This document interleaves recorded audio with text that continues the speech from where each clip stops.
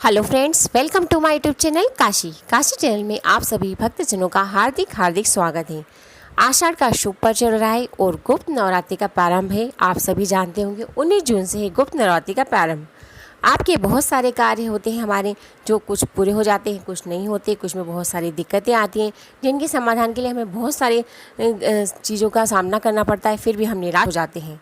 आप उन्हीं सभी समस्याओं के समाधान के लिए गुप्त नवरात्रि में एक बहुत ही खास उपाय कर सकते हैं, जो गुरुजी पंडित प्रदीप मिश्रा जी ने अपनी कथा में विशेषकर बताया है। गुप्त नवरात्रि का बहुत ही प्यारा उपाय, जो आप किसी भी गुप्त नवरात्रि में, साल भर में 4 नवरात्रि होती है, उनमें किसी भी दिन कर सकते हैं, किसी भी दिन से शुरू कर सकते हैं। अब आपको करना क्या है, ये मैं आपको बताती हूँ। गुप्त नवरात्रि का शुभ पर्व 19 जून से है। अब आपको क्या करना है, आपको इस उपाय में चाहिए फूल। आपको चाहिए एक जैसे फूल। आप किसी दिन अलग फूल चढ़ा दें या दूसरे दिन अलग, ऐसा नहीं करना। आप इस उपाय में, आपको यह उपाय 9 दिन तक संलग्न करना है। पहले दिन आपको इसमें चाहिए 9 फूल, दूसरे दिन 18, तीसरे दिन 27, 36, ऐसे करके जो 9वां दिन आएगा नवरात्रि का, उसमें आपको पूरे चाहिए 81 फूल। आप क्या करें, संलग्न इन फूलों से ही महादेव को प्रसन्न कर कर अपना काम बना सकते हैं। आपको प्रथम दिन 9 फूल चाहिए और एक घी का दीपक लेकर आप चले जाइए शंकर भगवान जी के मंदिर। याद रखिए, यह उपाय आप सुबह प्रातःकाल की किरण से रात में कभी भी कर सकते हैं, जब भी आपके पास समय हो। आप अपना समय निकाल कर इस उपाय को करिए। अपने किसी भी काम की पूर्ति के लिए, आपको उचित वर नहीं मिल रहा है तो उसके लिए कर लीजिए। आपका कोई काम बहुत सुलझाने की कोशिश करें, नहीं सुलझ रहा, उसके लिए करिए लीजिए। अदालत में केस चल रहा है, उसके लिए भी कर सकते हैं। या पति पत्नी में विवाद होता रहता है, उनके घर जीवन में सुख शांति का अनुभव नहीं होता, इसलिए भी इस उपाय को कर सकते हैं। या अपने घर में किसी भी तरह की समस्या के समाधान के लिए, या कोई व्यक्ति बहुत बीमार है, उसके लिए भी उपाय कर सकते हैं। अपनी उचित पद की प्राप्ति के लिए, अपनी मन की किसी भी इच्छा की पूर्ति के लिए यह उपाय करेंगे तो बहुत ही कारगर सिद्ध होगा। आपको सफलता अवश्य ही मिलेगी।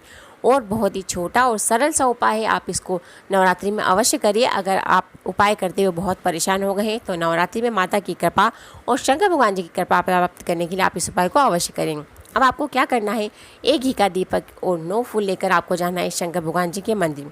और इन पहले दीपक प्रज्वलित करिए आराम से बैठ के, और फिर एक एक करके फूल आप महादेव जी को समर्पित करिए। याद रखिए, जब आप फूल समर्पित करें तो जो खिला हुआ भाग है वह शंकर भगवान जी के सामने हो, ना कि अपने सामने।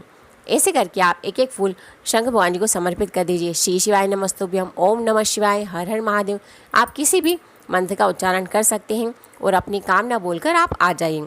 हर एक दिन आपको 9 फूल 9 दिन तक बढ़ाना है। जब आखिरी नवरात्रा रहेगा, 9वां दिन रहेगा, उस दिन आपको चढ़ाना रहेंगे 81 फूल। आप इस विधि से इस उपाय को करिए। आपके यकीन मानिए, जो भी उलझने अटकलें आ रही हैं, आपका कार्य सिद्ध होगा और आपके मार्ग प्रशस्त होंगे। आपकी सारी परेशानियां दूर हो जाएगी सिर्फ इस उपाय को करने से। याद रखिए, हमारा कोई उपाय सफल नहीं होता है तो उसके पीछे यही रीज़न रहता है कि हम उसे मन से नहीं कर पाते या ठीक तरह से नहीं कर पाते। हमारे से छोटी गलती हो जाती है, जिस वजह से हमारा उपाय सफल नहीं होता। बहुत ही सरल और इजी उपाय है, इसको आप अवश्य करिए अपनी परेशानियों के समाधान के लिए। अब है दूसरी बात, 19 जून को है नवरात्रि का प्रारंभ और रात को है चंद्र दर्शन का मौका।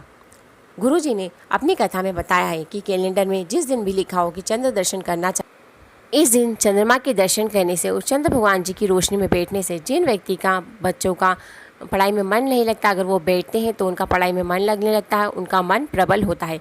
कोई रोगीला व्यक्ति है, जो कुछ ना कुछ बीमारी लगी रहती है, उनको इन दिन दर्शन करने से यह फल मिलता है कि उसके रोग में आराम मिलता है और उसे चंद्रमा की विशेष कृपा प्राप्त होती है। चंद्र दर्शन करने से हमारा मन प्रबल होता है, हमारा मस्तिष्क प्रबल होता है और हम कार्य करने में बहुत ही आगे बढ़ते हैं। इसलिए चंद्रमा के दर्शन किए जाते हैं। जिस दिन भी कैलेंडर में लिखा हो, चंद्र दर्शन लिखा हो, उस दिन हमें ज़रूर चंद्र भगवान जी के दर्शन करने चाहिए, क्योंकि चंद्र भगवान जी चंद्रमौली महादेव के नाम से भी हम उनको प्रणाम करते हैं।